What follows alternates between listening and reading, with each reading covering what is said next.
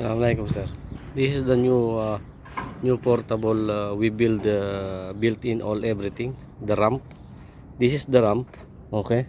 Only remove this one, and then after that, to be this ramp is coming fold same like this. Fold and then after that hook there. So it's build the ramp together. Even the this the signage. No need now to not same before already remove and then fixing there. Now just going up and then remove the pin and then pull down. And then this one, this is the ramp. You see this is the ramp. I build now, the ramp is for the motor. See? Taas mo. Okay, angat mo.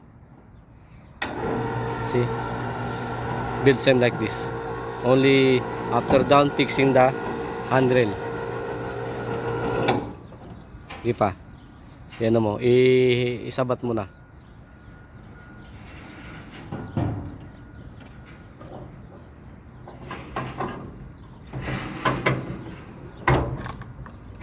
This now set like this. It's already built. This is a motor, small motor. They will hook up all.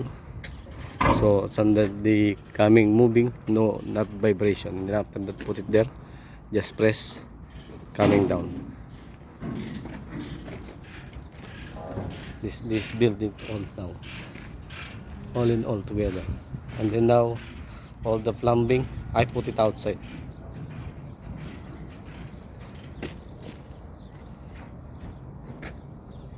So and then this the forklift lifter. It's big now because they recommended big size forklift lifter.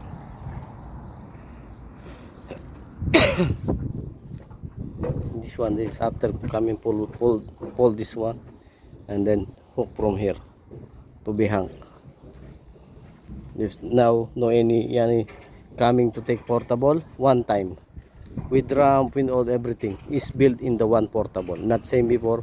You want to remove the stair, you want to remove the separate the ramp, take time, and then fixing the separate the signage. That's why now we build this one, we modify, we build this one complete as the same of the portable, because I see the portable of Brian same like this all the side.